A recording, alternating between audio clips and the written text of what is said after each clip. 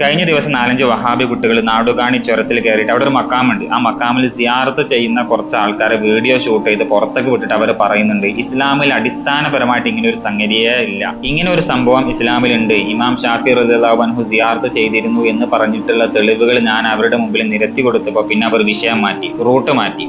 പിന്നെ അവർ പറഞ്ഞത് സിയാറത്തൊക്കെ ചെയ്യുക, അതിനൊന്നും കുഴപ്പമില്ല, പക്ഷെ അള്ളാഹുവിനോടല്ലാതെ വേറൊരാളോടും സഹായം ചോദിക്കരുത്, അങ്ങനത്തെ ഒരു സംഗതി ഇസ്ലാമിലില്ല എന്നായി പിന്നെ അവരുടെ സംസാരം.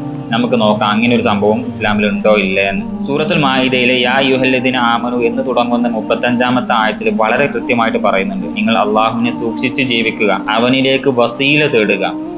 എന്താണ് ഈ വസീല തേടുക എന്ന് പറഞ്ഞാൽ, അള്ളാഹുവിന് ഇഷ്ടമുള്ള ഔലിയാക്കള്, അമ്പിയാക്കള്, നബിമാര്, സ്വഹാബാക്കള് ഇവരൊക്കെ മുൻനിർത്തിയിട്ട് എന്ത് ചെയ്യുക, അള്ളാഹുവിനോട് ദുആ ചെയ്യാം. ഒരിക്കലും ഒരാൾ കാഴ്ച ശക്തിക്ക് വേണ്ടി നബിത്തങ്ങളുടെ അടുത്തേക്ക് വന്നു, നബിത്തങ്ങൾ ഒരു ദുആ പഠിപ്പിച്ചു കൊടുത്തു.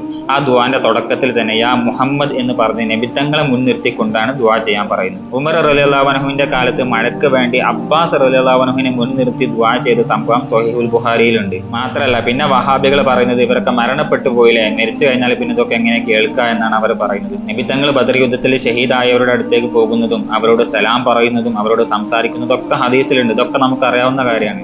നമുക്കൊരു രോഗം വരുന്ന സമയത്ത് നമ്മൾ ഡോക്ടറുടെ സഹായം തേടുന്നു. നമുക്കറിയാം നമ്മുടെ രോഗം മാറ്റുന്നത് അള്ളാഹു ആണ് എന്നൊക്കെ, എന്നാലും നമ്മൾ ഡോക്ടറുടെ ഒരു സഹായം തേടുന്നു. അതേപോലെ തന്നെയാണ് ഇതും.